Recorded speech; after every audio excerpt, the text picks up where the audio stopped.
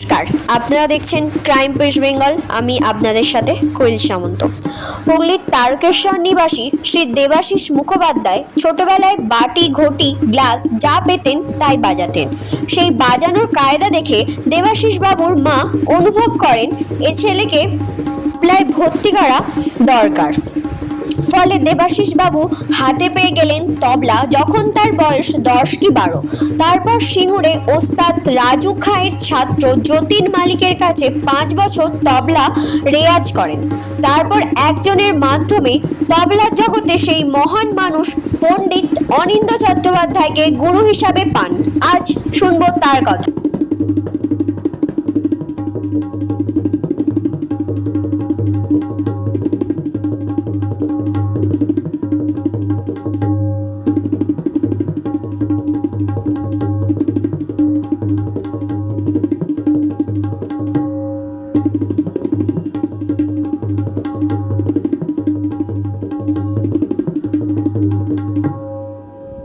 এই মুহূর্তে আমি আছি একজন বিশিষ্ট তবলিয়া শ্রী দেবাশিস মুখার্জি। ওনার বাড়িতে এসে গেছি। ওনার এই তবলা জীবনের বিভিন্ন গল্প বা তার বিভিন্ন ঘটনা শুনব তার কাছ থেকেই। আচ্ছা, ক্লাসিক্যাল তবলা বলতে আমরা কি বুঝি বা এর প্রয়োজনীয়তাটা কি? নমস্কার, আমি শ্রী দেবাশিস মুখোপাধ্যায়। তবলা নিয়ে অনেক দিনই রেয়াজ করে যাচ্ছি, সাধনা করে যাচ্ছি।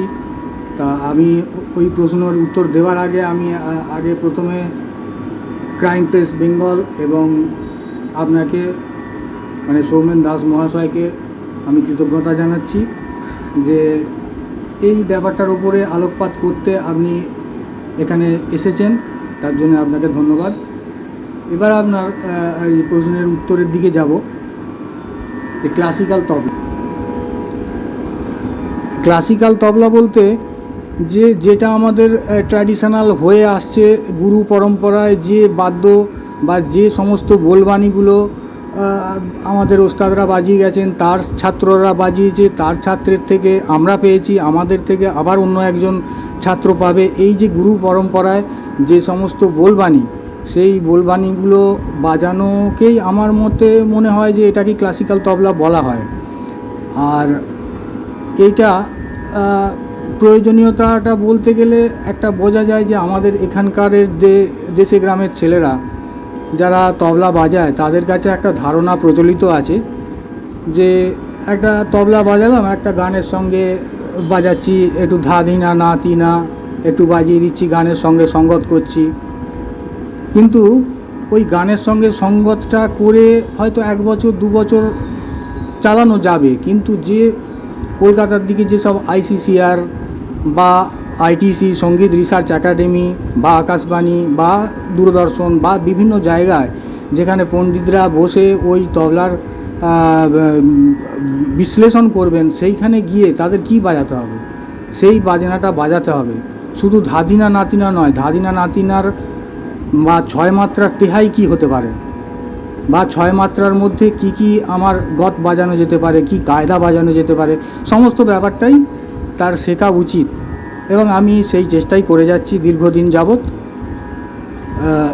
এটাকেই সাধারণভাবে আমি ক্লাসিক্যাল তবলা হিসেবে বলতে পারি, এবং এটাই এর প্রয়োজনীয়তা যে ক্লাসিক্যাল তবলাটাই শিখতে হবে, নয়তো খুব বেশি দূর এগোনো যাবে না। যে আমি একটা যদি স্কলারশিপের জন্য অ্যাপ্লাই করতে যাই, স্কলারশিপের জন্য অ্যাপ্লাই করতে গেলে সেখানে আমাকে কেউ বলবে না যে আপনি একটু গানের সঙ্গে বাজিয়ে দেখান তো ধাদিনা নাতিনা।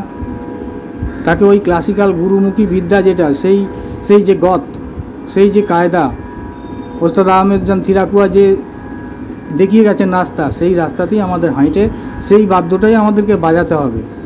এবং এটাই আমাদের শাস্ত্রীয় সঙ্গীতের যে ভারতীয় শাস্ত্রীয় সঙ্গীতের যে তালবাদ্য, সেই তালবাদ্যের একটা অঙ্গ হিসেবে এটাকে বিবেচনা করেই সেইভাবেই বাজাতে হবে।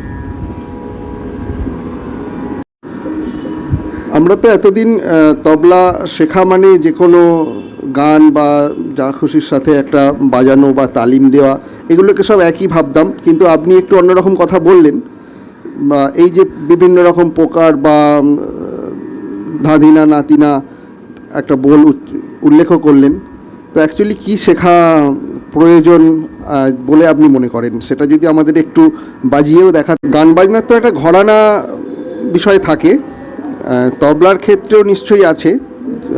যদি থাকে তাহলে আপনি কি কোনো ঘরানায় প্র্যাকটিস করেন, বা কি কি ধরনের ঘরানা আপনার জানা আছে? ধা ধি না না তি না, এই বলটার আমি কিছু প্রকার বা কিছু ভ্যারিয়েশন বাজিয়ে দেখাবার চেষ্টা করব, যেটা আমাদের রিয়াজ করলে, আমাদের মতো গুরুমুখী বিদ্যায় রিয়াজ করলেই এটা সম্ভব হয়, ঠিকভাবে সঠিকভাবে রেয়াজ করলে হয়। সেটা আমি একবার দেখাবার চেষ্টা করব। এরকম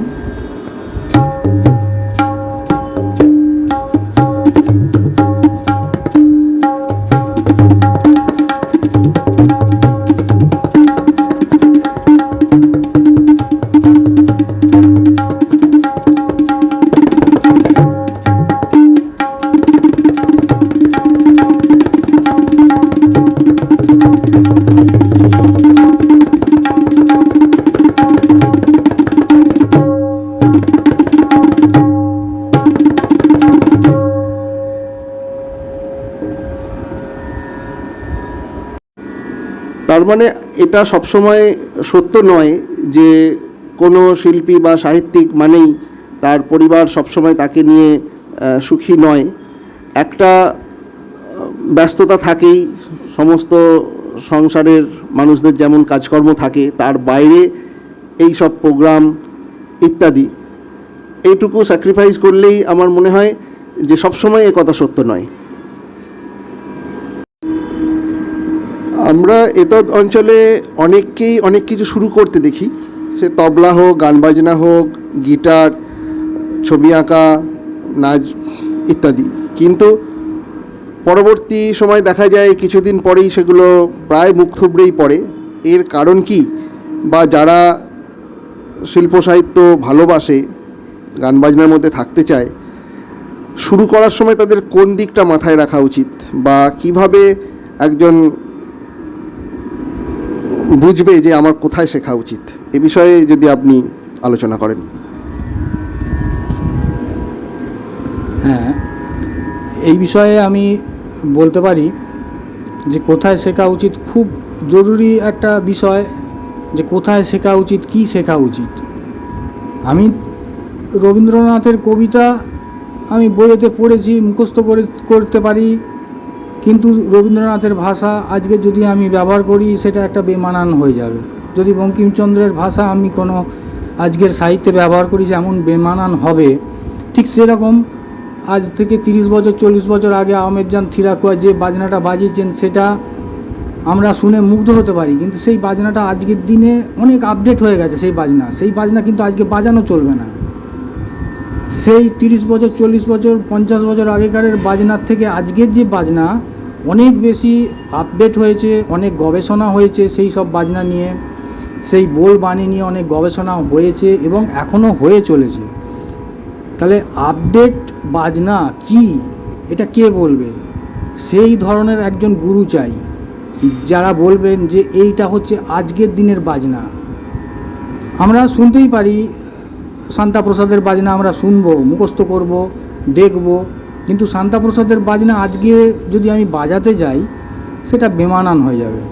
সেই রবীন্দ্রনাথের কবিতা যেভাবে আজকের দিনের আধুনিক কবিতায় রূপান্তরিত হয়েছে, সবাই আমরা আধুনিক কবিতা বা সাহিত্য নিয়ে যেভাবে গবেষণা হচ্ছে, এই তবলা নিয়েও সেইভাবে গবেষণা হচ্ছে।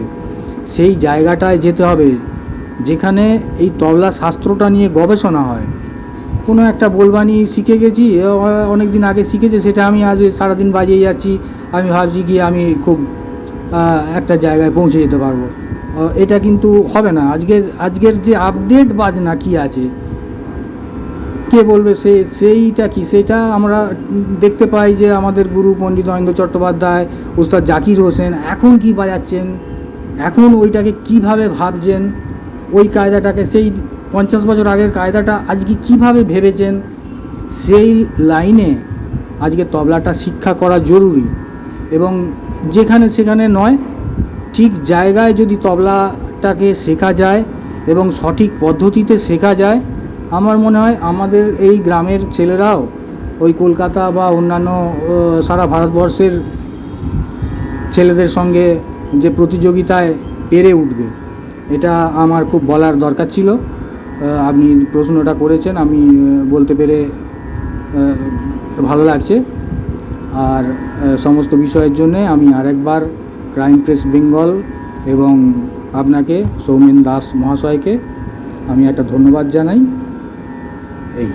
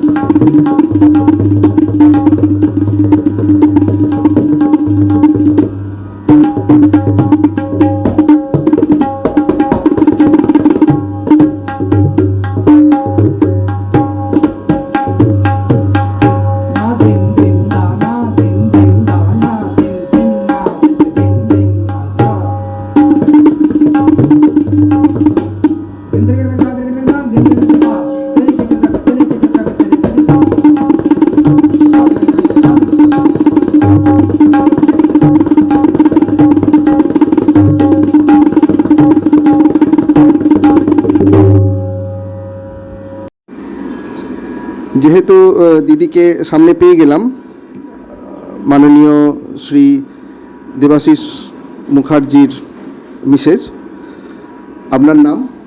সৌমি মুখার্জি। আপনাকে একটাই প্রশ্ন করব, যেটা আমরা সাধারণত শুনে আসি যে শিল্প বা শিল্পী বা সাহিত্যিক তাদের পরিবার তাকে নিয়ে পার্সোনালিভাবে খুব একটা সুখী থাকে না, আপনি সেদিক থেকে কি ফিল করেছেন? না, এইসব এই দিক থেকে খুবই ভালো, কোনো অসুবিধে কিছু নেই। উনি যা কিছু কাজ করেন মোটামুটি একটা সাপোর্ট তো অবশ্যই ওনাকে দিতে হবে, কেননা এই রাস্তাটা তো অনেকটাই দুর্গম রাস্তা। এর মধ্যে শখগুলোকে মানে কাজ বা ছেলের মানে সামলে তারপর তবলা ওর যে শখ সে শখটার জন্য রাস্তায় এগোতে হবে। তো তার জন্যে আমিও ওকে সাপোর্ট করি, আর ওর তো অবশ্যই এখনও পর্যন্ত মোটামুটি সব কিছু মিলিয়ে মিশিয়ে গুড আছে। আপনি কোনো শিল্প সাহিত্যের সাথে যুক্ত কখনো? হ্যাঁ, আমি তো গান করতাম, কিন্তু এখন গানটা করি না আর, তাই তবলাটাও আমার ভালো লাগার মধ্যেই আছে। শিল্পের খোঁজ খবর নিয়ে আমি Soumen Das, crime press Bengal report.